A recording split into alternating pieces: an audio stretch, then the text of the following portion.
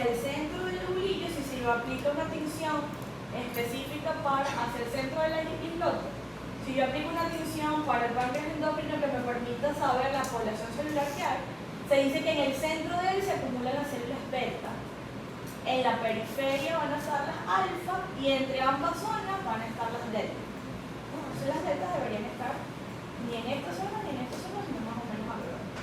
Dentro de él yo voy a encontrar capilares sanguíneos que son capilares de tipo continuo y una distribución aleatoria de las células. Si aplico esa tinción inmunohistoquímica, si puedo hasta cuantificar cuántas células hay y cuáles predominan, si predominan beta, si predominan alfa o si predominan delta. Pero en hematocina y eosina simplemente se ve bastante uniforme, ¿no? Dentro de él no van a haber ni los conductos ni los vacinos porque eso representa estructura fuera del páncreas endocrino, ¿no? Ahora bien, vamos a hablar del hígado. Histológicamente el hígado se va a ver como esta imagen que está acá, ¿no? Así se ve un hígado humano, así como está allí. Si nosotros estuviésemos evaluando un hígado porcino, ¿no? Puede ser mucho más fácil. ¿Por qué? Porque ahí predomina el tejido conectivo. En el hígado humano hay una disminución del tejido conectivo, aunque el hígado también está rodeado por una cápsula de tejido conectivo, que es la cápsula de Gibson, ¿no? Pero, a diferencia del hígado porcino, nuestro hígado es un poco más difícil identificar las unidades estructurales de él por la deficiencia del tejido conectivo que tiene, ¿no? Fíjense que si nosotros vemos un hígado porcino, se ve como el que está a la izquierda, que dice A, y allí sí se ve delimitado la estructura hepática que yo tengo que buscar en el cuerpo histológico, ¿no? Porque histológicamente yo tengo que buscar en el hígado a una estructura central que se llama vena centrolobulillar y hacia la periferia de él yo tengo que buscar... Muchas gracias. Gracias. Hacia la periferia de él yo voy a buscar a lo que se denominan las triadas portales, ¿no? Y se supone que cada triada portal va a formar un vértice de mi examen, ¿no? Entonces cuando el hígado es de un chanchito, es facilito de identificarlo, ¿no? Porque está bien delimitado y no tengo que guiarme tanto por la triada portal, sino por la forma que tiene. Pero en el caso del hígado humano, es un poquito más difícil porque tengo que saber cuándo estoy en la vena centrolobulillar y cuándo estoy en las triadas portales. Diferencia de vena centrolobulillar a triada portal es que una vena centrolobulillar es una sola estructura. Triada portal va a estar ubicada en los espacios porta, que allí están contenidas las triadas portales, y en los espacios portales tiene que haber una rama de la vena, una rama de la arteria y los conductos biliares. Entonces en los vértices del lobulillo, en el caso del hígado humano, yo tengo que buscar en el vértice de las triadas portales, arriba hay otra, aquí hay otra y aquí hay otra. Imaginariamente las uno y la forma de él tiene que ser una forma hexagonal, ¿no? Eso es una manera histológica de estudiar al hígado, ¿no? Histológicamente yo puedo estudiar al hígado de esa manera. Sin embargo, cuando ustedes estén en patología, tienen que acordarse de estos elementos histológicos, porque sí es cierto que el lobulillo clásico, ¿no? Tiene una forma hexagonal, ¿no? ¿Qué sería el lobulillo clásico? ¿O cómo está formado un lobulillo clásico? Está formado por una vena centrolobulillar y en la periferia voy a ver los espacios portales que están constituidos por las triadas portales. Y si yo los uno, entonces me va a dar la forma del lobulillo clásico. Ese es fácil, así me los aprendemos rapidito y siempre lo encontramos chévere sin problema, ¿no? Pero cuando yo estoy estudiando para patología, yo me tengo que saber la histología del hígado para poder entender cuándo estoy hablando de un proceso de intoxicación hepática, cuando estoy hablando de un proceso de hipoxia en el hígado, donde se necrosa el tejido hepático por falta de oxígeno. Entonces, para eso yo tengo que saber cómo histológicamente y cómo dentro de los procesos patológicos yo puedo ubicar qué es lo que está pasando. Entonces, para yo poder entender eso, yo tengo que saber que además del lobulillo clásico, dentro de histología, yo también tengo que saber que, de acuerdo a la organización de ese lobulillo clásico, yo puedo también formar el lobulillo portal, ¿no? ¿Cómo es el hígado? El hígado, si yo salgo de esta estructura y yo me muevo a otra parte de la lámina histológica, aquí al ladito tiene que haber algo similar a esto, y aquí al lado tiene que haber algo similar a esto, y arriba es como un rompecabezas, ¿no? Un rompecabezas de esta unidad estructural. Pero si yo combino dos unidades de esas, yo voy a formar a otros lobulillos dentro del hígado, como lo que se llama el lobulillo portal. Diferencia del lobulillo portal al lobulillo clásico, ¿verdad? Es que Los lobulillos porta van a formarse por solamente en él intervienen las venas centrolobulillares, ¿no? Entonces, además de que el lobulillo portal tiene una forma de triángulo, entonces quiere decir que tienen que intervenir 3 venas centrolobulillares de 3 lobulillos clásicos diferentes, ¿no? ¿Qué me explica el lobulillo portal? Cómo va a fluir la bilis dentro de los canalículos biliares desde la periferia del lobulillo portal hacia el centro del lobulillo, donde el centro del lobulillo tiene que haber una triada portal y se tiene que destacar a un conducto biliar.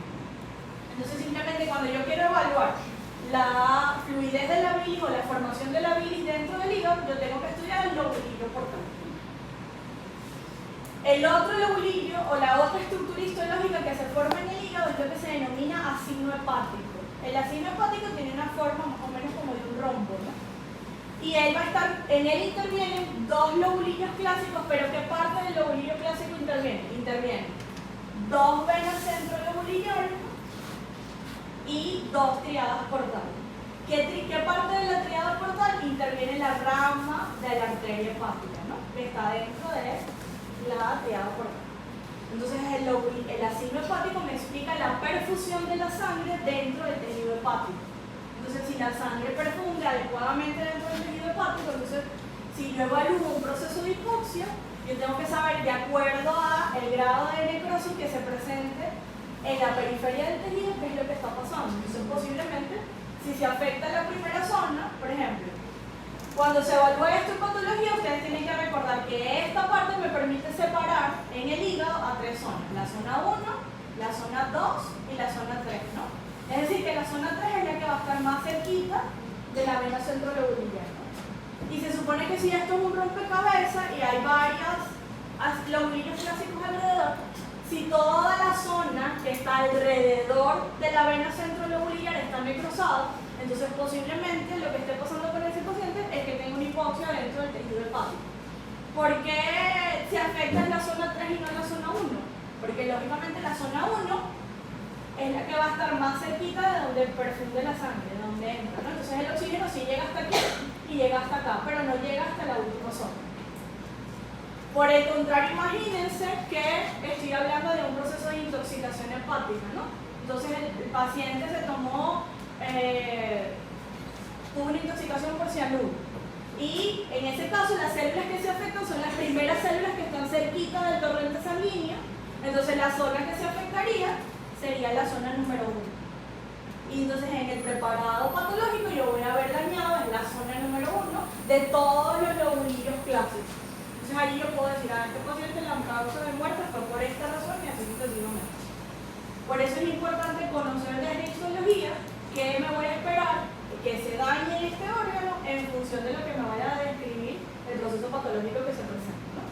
Pero normalmente lo que yo tengo que estudiarme para esta parte es cómo va a estar conformado el lobulillo clásico, ¿no? El lobulillo portal y el lobulillo y el asigno hepático se forman de acuerdo a la combinación de lo que van a ser los lobulillos clásicos. ¿Cómo está formado el hígado? Bueno, primero externamente él va a tener una cápsula de tejido conjuntivo denso que se denomina cápsula de Gleason. Por allí van a viajar vasos sanguíneos, nervios y los conductos biliares que lógicamente van a estar dentro del tejido conectivo que rodea al hígado y que forma parte también del estroma del hígado. Yo les mencioné que el hígado no tiene tanto tejido conectivo, el hígado humano, como el hígado porcino, ¿no? Pero en los espacios porta, que son los vértices del lobulillo, ahí el tejido conectivo predomina un poquito más. Entonces en esa zona sí llega a predominar más por las estructuras que van a ver allí. ¿Qué otras estructuras van a ver? Bueno, el parénquimo va a estar formado por una célula fácil de identificar que son los hepatocitos y ellos se organizan formando cordones de hepatocitos que irradian desde el centro hacia la periferia.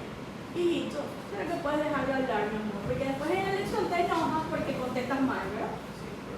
Ya.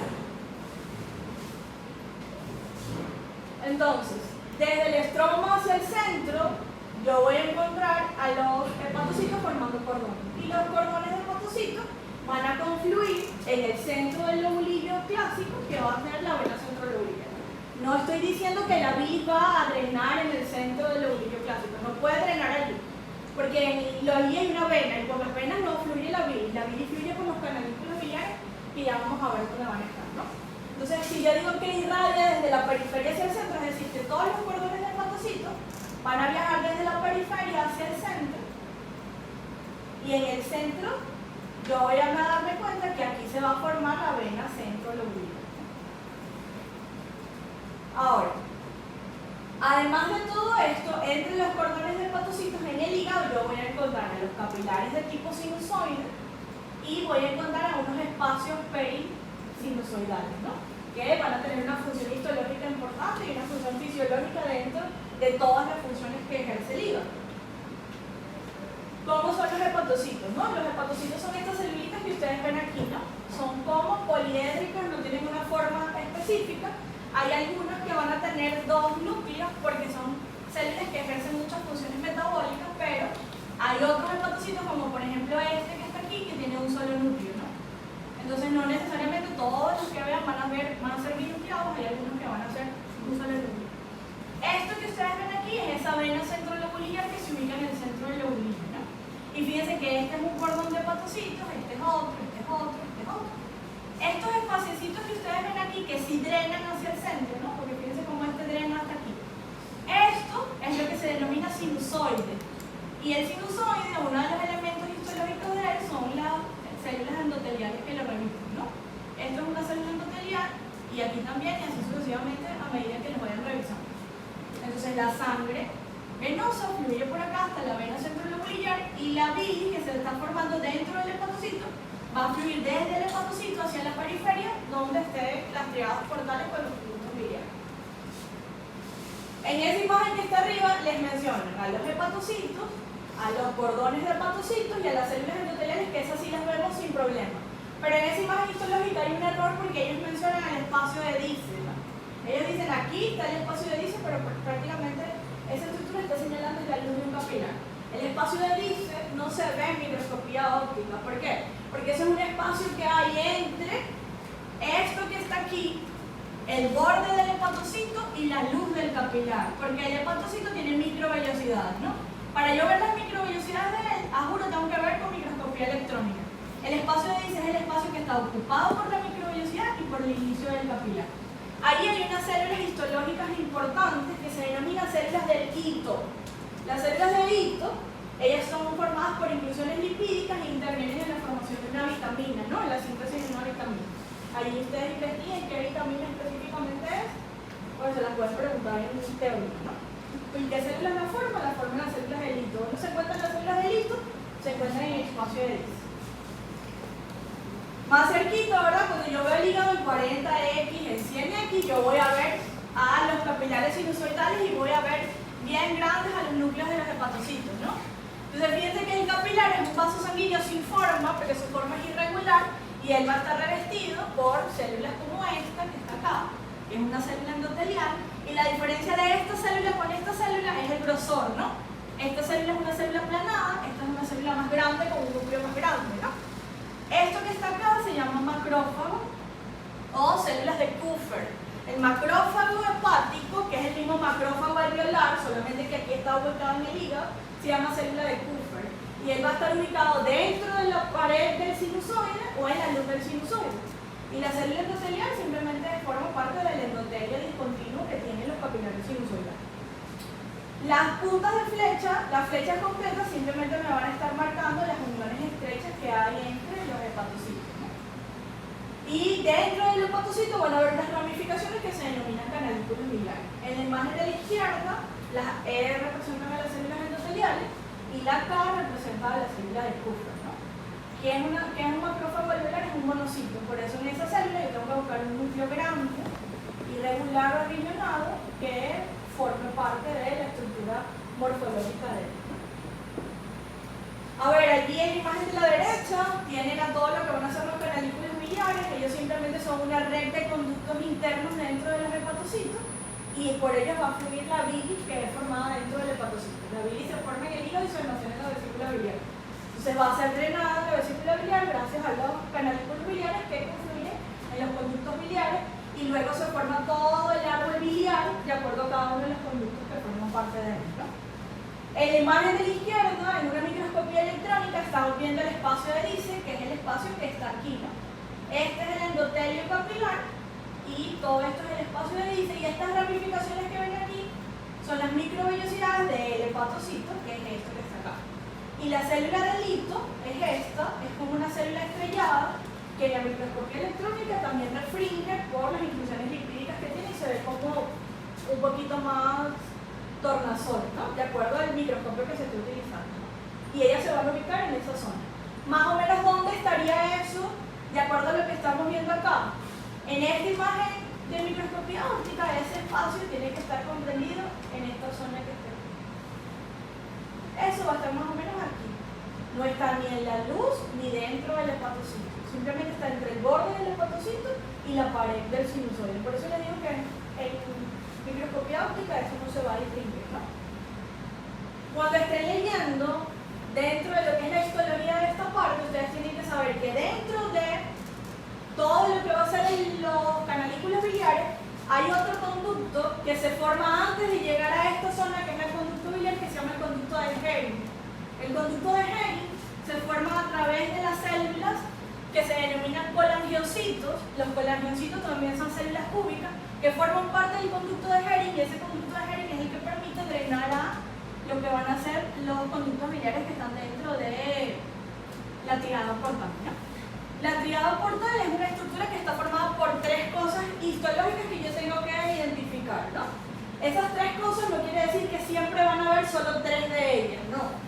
Por ejemplo, sí siempre tiene que haber es un conducto biliar, una rama de la vena porta y una rama de la arteria hepática. Si yo tengo estas tres cosas, yo sí la llamo tríada portal.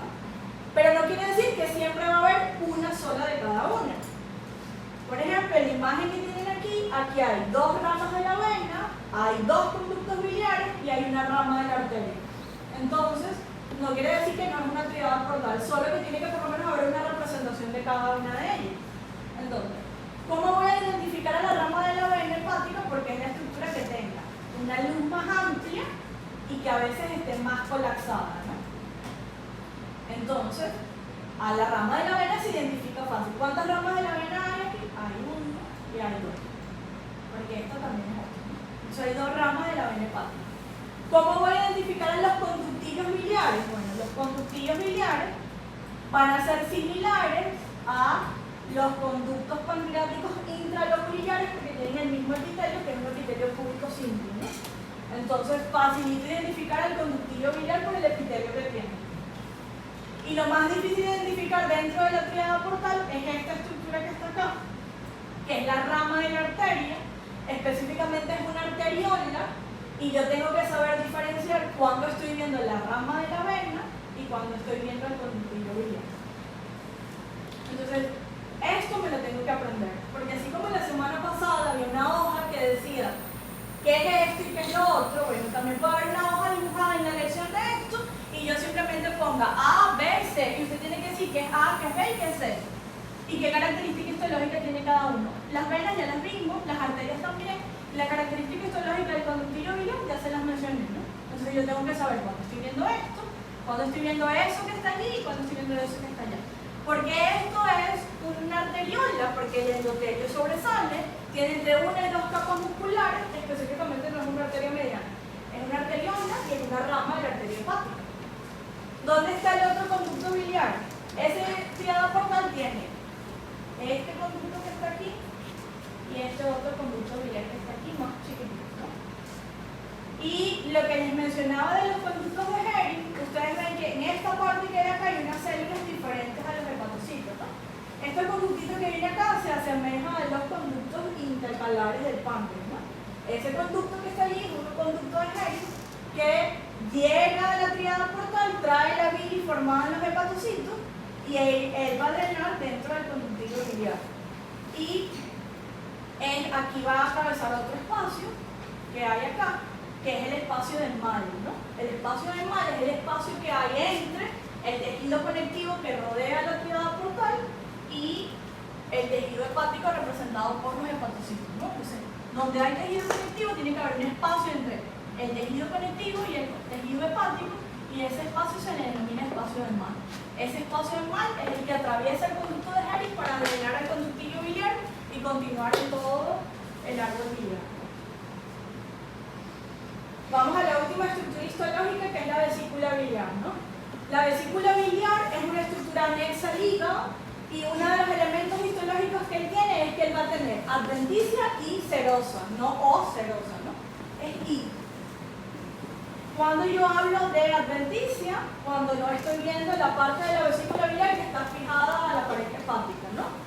Sino que simplemente yo veo la parte de la vesícula biliar que está libre de revestimiento hepático. Cuando hablo de serosa, cuando yo veo que la vesícula biliar, perdón, adventicia cuando está pegada a la pared hepática y serosa cuando está libre de revestimiento hepático. Recuerden que las adventicias permiten fijar a los órganos a estructuras contiguas a él, ¿no? Entonces, esta adventicia permite fijar a esta estructura a la pared del hígado. Cuando digo serosa, cuando está revestida por el peritoneado abdominal. ¿Qué tiene la vesícula biliar diferente a todo lo que hemos visto? Que ella es simple, ella es resumida. Ella no tiene tantas estructuras como lo que ya veníamos viendo. Ella va a tener solo 3 capas, ¿no? Una mucosa, una muscular, una adventicia y serosa. Ella no tiene submucosa. Entonces, ese es uno de los elementos que tengo que saber. Que yo no tengo que mencionar o describir la submucosa de la vesícula biliar porque ella no tiene. ¿Cómo va a ser la mucosa? Ella va a tener un epitelio cilíndrico simple, no tiene células caliciformes y no debe tener microvellosidades, ¿no? Dentro de la mucosa, el epitelio de él va a ser, o la mucosa va a ser el epitelio y la lámina propia, ¿no? Ella no tiene muscular de la mucosa porque ella no tiene capa submucosa. Por lo tanto, submucosa solamente es epitelio y lámina propia. La muscular es una capa de músculo liso, ¿no? Como las otras que hemos visto. La diferencia de esta capa muscular es que es una capa gruesa y es aleatoria, ¿no? Aquí el músculo no se dispone ni circular ni longitudinal, sino es aleatorio, como él quiera estar allí. Y la adventicia serosa ya se los mencioné. ¿Qué voy a encontrar dentro de la mucosa? En la mucosa tengo que encontrar el epitelio, tengo que encontrar la lámina propia. La lámina propia no va a tener vasos linfáticos, no tiene capilares linfáticos, y si tiene capilares sanguíneos son capilares de tipo fenestrado, no son capilares continuos. Ella puede tener repliegues de la mucosa o glándulas mucosas también, como estas que están acá, pero las glándulas mucosas dentro de la mucosa de la vesícula biliar solo predominan en el cuello de la vesícula biliar. Allí predominan son las glándulas mucosas, ¿no? Por ejemplo, todas estas más claritas que ven son glándulas mucosas. Estas más basófilas que ven arriba son repliegues de la mucosa que se forman dentro de la lámina propia. No son unas estructuras histológicas que les voy a mencionar más adelante. Tengo que estar claro en que esto es vesícula biliar y no es intestino delgado. Porque esto que está aquí, cuando se eleva, yo puedo pensar muy bien que es una vellosidad intestinal, pero las vellosidades intestinales no tienen glándulas así dentro de su lámina propia. Y además, si esto fuese una vellosidad intestinal, deberían haber células caliciformes. El epitelio de ella no tiene células caliciformes, ¿no? Entonces, ¿cuándo voy a ver una vesícula biliar con muchos pliegues? Cuando esté vacía. Cuando ya está distendida, no se le ven tantos pliegues a la vesícula biliar. Así se ve el epitelio cilíndrico simple de ella. Fíjense que no va a tener células caliciformes. Tiene una lámina propia de tejido conectivo, vascularizado, pero los capilares que están en ella son fenestrados. Inmediatamente, ¿qué es la lámina propia? Todo lo que está por debajo del epitelio, que forma el pliegue de la vesícula, e inmediatamente cuando termina la lámina propia comienza a haber músculo. Ese músculo es simplemente la capa muscular, no es la capa muscular de la mucosa. La vesícula biliar, ella es delgadita, no se ve tan grande como esa imagen que tienen allí. Las que ustedes van a ver, la van a ver más o menos como hasta aquí, ¿no? Pero el elemento histológico que tienen que aprenderse es cómo se ve la mucosa de ella. Hay algunas vesículas biliares que presentan entre las capas musculares estas estructuras que simplemente son repliegues de la mucosa que bajaron hasta la capa muscular. Esos repliegues de la mucosa se llaman senos de Rokitansky-Achov. Los senos de Rokitansky-Achov son estructuras que se presentan en vesículas biliares inflamadas y que llegan a estar dentro de la capa muscular, ¿no? No quiere decir que solamente lo van a encontrar entre la capa muscular. Los senos de Rokitansky también pueden estar dentro de la lámina propia, ¿no? Pero si está dentro de la lámina propia es porque ya se está expresando dentro de las capas musculares. ¿Cómo se diferencia un seno de Rokitansky con una glándula mucosa? Por el epitelio que tiene la glándula mucosa, ¿no? El seno de Rokitansky va a tener el mismo epitelio que tiene la vesícula biliar, porque simplemente es que este pliegue se invaginó y comenzó a formarse el repliegue de la mucosa y comienza a bajar hasta la capa muscular. Una glándula mucosa tiene características de glándula mucosa. Si no estoy viendo que la vesícula esté fijada al hígado, es decir, si esto fuese una adventicia, yo vería más abajo, comenzaría a ver parte de la pared hepática. Allí yo le llamo adventicia. Si no estoy viendo eso, simplemente lo mencionamos como serosa. La lámina histológica que ustedes ven se parece bastante a esta que está acá. Fíjense que ahí está delgadita la capa muscular y la adventicia es prácticamente muy delgada también. Y en la parte superior predominan todos los pliegues de la vesícula biliar. Este corte es muy fácil de confundirlo con el intestino delgado, entonces tengo que tratar de no confundirme cuando estoy viendo vesícula biliar y cuando estoy viendo intestino delgado, ¿no? La lección de la semana que viene es hasta aquí, porque sí traen las láminas de la vesícula biliar, ¿no? Si podemos la semana que viene vemos lengua antes de la lección para que